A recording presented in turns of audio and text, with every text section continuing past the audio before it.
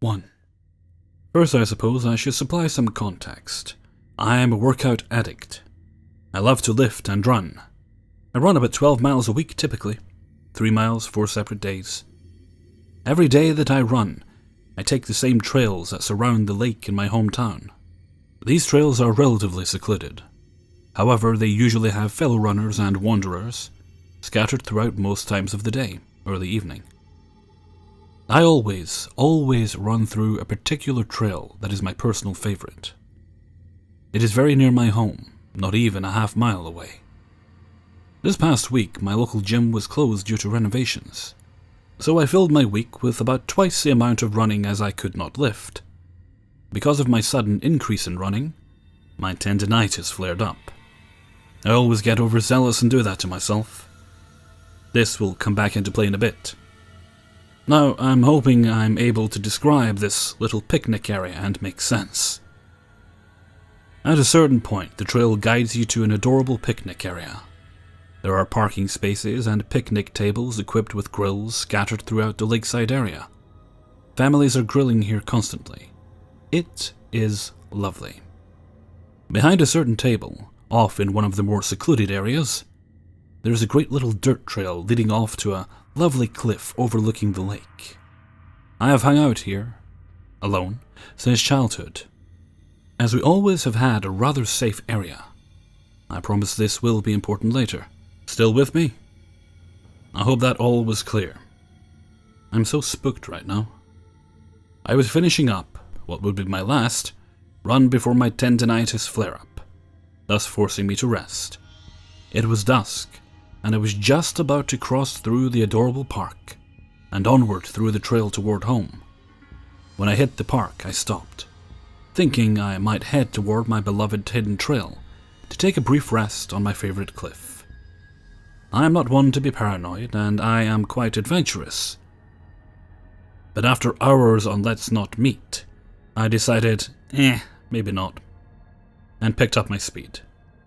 I noticed a parked van, but there usually were people there.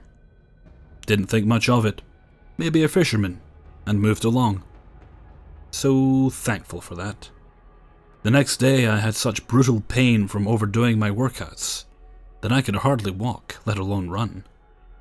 I know, way too overzealous. I took some time off.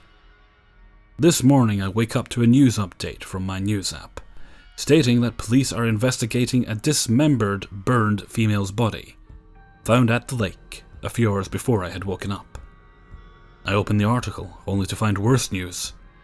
Where the body was found burned and gruesomely chopped was just in my favorite trail, right between the picnic table and my beloved cliff. Less than 1 mile from my home. The area I run through 4 times a week. The same area where I almost explored just a night or so ago, as I'd done since I was in elementary. The same area that my L&M paranoia had averted me from that evening. With the same sketchy grey van I thought nothing of. They are still investigating. Nobody has been caught yet. I'm less than a mile away here, sitting in my dark house, praying that whoever did this gets caught fast. All I can say is how thankful I am to be safe. I'm also so grateful for not being the poor soul to discover the body, because that could have happened to me quite easily.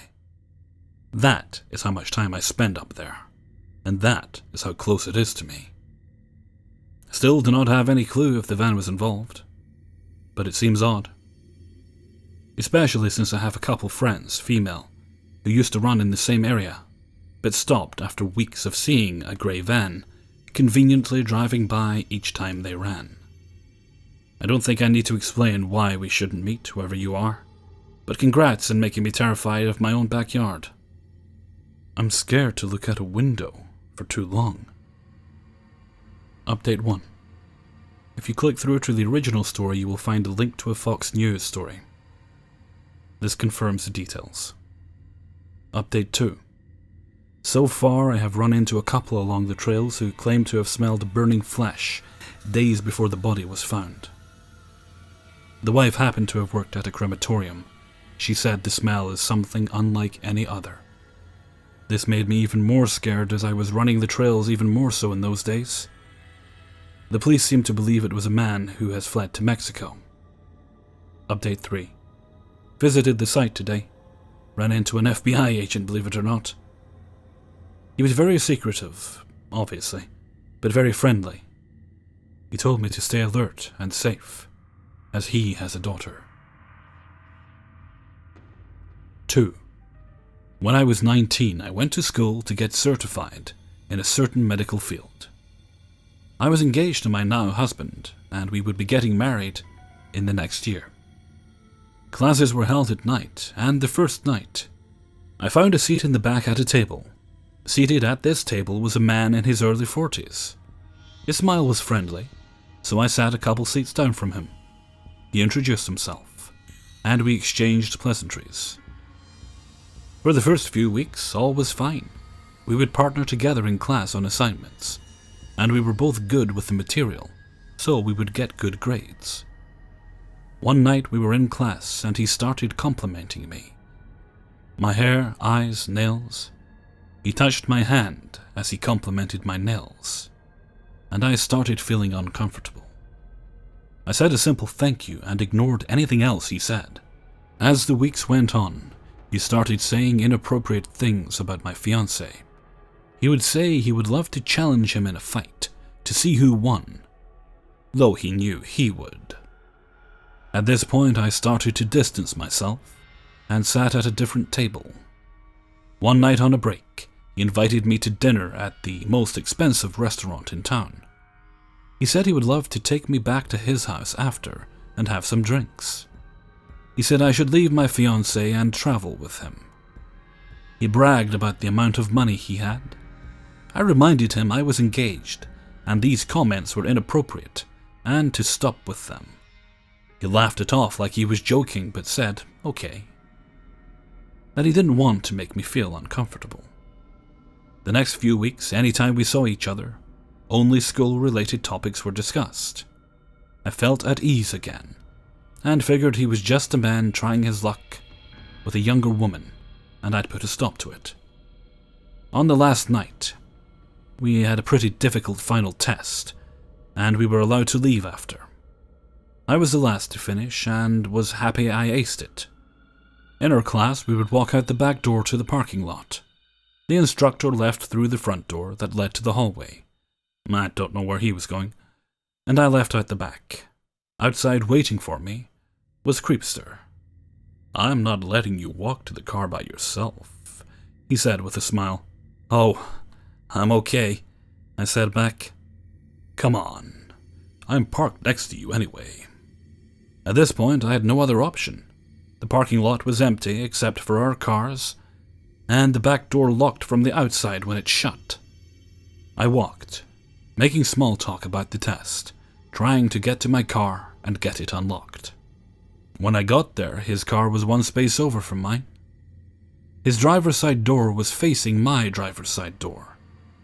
He opened his door first and sat in his car. I had to squeeze past to get to mine. A mistake on my part, but he wasn't leaving first. Your butt looks incredible in those jeans, he said, his voice low and sending shivers down my spine. That's inappropriate. Can't take a compliment. I think you need a spanking. At this point, he grabbed me around my waist and pulled me into his car, onto my stomach across his lap. He hit my butt 3 times. I was screaming for him to stop. He did, and let me go. I got out and got into my car, shaken. He laughed and drove away. I never told anyone. My fiancé was really angry about the inappropriate comments. I knew if I told him, he would have literally hunted this guy down, and probably have gotten himself into heaps of trouble. It doesn't end there, though. I used my certification in that field for a little bit, and decided it wasn't for me. A couple years later, I applied for a job as an office assistant. I was called in for an interview. When I went to the interview room, there he was, sitting, smiling at me. It was a position to be his assistant. Apparently, he had worked at this place as a director for years, and was currently using his certification for a side job. I didn't even finish the paperwork. I left, not before hearing him tell me how much he would love to have me as his assistant. That was about 6 years ago. I haven't seen him since, and I prefer to keep it that way. 3. Okay, so this is my story from 6 years ago, when I was a freshman in high school. I had a friend, let's name her Kim, and she lived on the weirdest street ever. We lived in a suburb in Illinois, and nothing ever happened there, except for on my friend's street. It was like all the weirdos went to live on this specific street. I have more stories about this street too. So one day Kim, like 4 guys, another girlfriend and I, were all hanging out in Kim's room. Her bedroom windows were on the side of the house, and faced directly towards the sliding glass doors of her neighbor's house. This is important. The neighbors always kept the curtains closed, and so did Kim for privacy reasons. On this day, however, we had the windows open, and the curtains open as well, because it was kinda hot in the room. There were 7 kids in this room, so the breeze made it feel better. Her neighbors were always super nice, an elderly couple. We will call them Tom and Mary. We only talked to Mary, but waved or said hi whenever we saw either of them. Mary worked, but Tom was old and had problems, so he stayed at home. I also practically lived at Kim's house because we were best friends at the time, so I knew Tom and Mary pretty well too. So back to the day when all of us were sitting in the room. I was sitting on one of the 2 beds in the room. I was facing the one window that looked right at Tom and Mary's back door, but I was across the room. Well, I wasn't directly looking at their back door, but one of my friends I was talking to was kind of sitting next to the window. That's when I saw the curtain open, so it caught my attention, because it was never open. Then I saw Tom just standing in the window. I was like, "Hey Kim, Tom is just standing at his door with the doors closed, just like staring at us." She then said, "Just wave to him, he's old, and going kind of senile." So that's what I did. I just waved at him. He then waved back, and pulled down his pants and his underwear, and started jacking off while staring directly at me, and still waving at me. I just shrieked. I'm like, "Kim, he is jacking off." That's when everyone just ran to the window, and Tom just ran from the window and shut the curtains. We were all freaking the fuck out. We were home alone, because it was the summer, and we called Kim's mom and told her what happened. And she did not believe us at all. Why would we make that up, We just kind of sat there in disbelief, all kind of going back to just talking about what just happened. And I moved from sitting in front of that spot, but out of the other window I could see only a small portion of their door, so I thought I was safe. But about 1 hour later, I saw the curtains open again, and I leaned over and peeked out the window. And there he was again, fully naked this time, jacking off. I got up, shut the windows and curtain, and turned off the lights in the room. Kim was starting to freak out, and we all decided to leave until her parents came home from work. We contemplated calling the police, but Kim's mom was like, "No, you guys are just saying things, don't call the police." So we didn't. A few days went by and nothing happened, so we figured he must have had some mental break that day. But one day, we walked into her room, flip on the lights and sit down, just talking, and Kim's curtains were cracked open. That's when I see Tom in the window again, once again just jacking off. Kim's older sister was home at the time, so we ran and got her. We will call Kim's sister Megan. Well, Megan came in, and Tom was gone, and she was like, "You guys really are crazy. Lay off the drugs." We didn't do drugs, she was just joking around. But then Tom came to the window, just as Megan was walking out, and we're like, "Wait, he came back!" So she sees Tom, butt naked, jacking off in the window, and she's just standing there like, "Oh my god, holy shit, you guys were right." So she ran to get her camera, because at the time none of our phones had good cameras on them. And she put the camera up, and he booked it. We were only trying to take a picture to show Kim's mom because she didn't believe us, and we figured the police wouldn't believe us either. So then it became days of us trying to either get a picture of Tom or to have Kim's mom see it for herself. However, he ran away anytime he saw an adult, or male of any age, or a camera. We tested the theory of him running whenever he saw a man. So we took those head things hairstylists use to practice hair, and put the girl one in the window, and he would come. Then we put the male one, and he ran. It came to the point where he would show up at his door whenever Kim's bedroom light turned on. Why we never contacted the police is besides me. We would just hang out in her room with the lights off, curtains closed, and windows tightly locked. One night we were sleeping, and I was woken up by someone tapping on the window. Now, that was normal for us. We always had friends coming to the window for us to either sneak out, or they would come in, but I saw the silhouette of a man. I start trying to wake up Kim, who was across the room on the other bed that is below the windows he was standing at. And I just threw pillows at her, and she finally woke up. And was like, "What the fuck?" And I'm like trying to signal for her to shut the fuck up and look at the window. We quietly booked it out of the room. We didn't want to wake up her mom because she was already getting really sick of us trying to show her Tom. So we just sat in the living room for the rest of the night, scared shitless. Christmas rolled around. Tom was still being a perv, and we continued to try to get someone to believe us. It ended up becoming somewhat of a joke. Other than the one night he came to the window and tapped on it, nothing other than him just jacking off from his house was happening. Then finally one day Kim's mom stayed home from work. And I guess Tom didn't realize, so we stood in Kim's window, waiting for Tom to do his usual routine of jacking off. And we begged her mom to come look. She reluctantly slid into the room on a rolling chair. And she finally saw Tom, doing what Tom does best. Relief finally came over my friend and I, as we saw her face go from annoyed, because we once again dragged her into the room to see, to utter disbelief. And she stood up to go yell at Tom, and he ran away.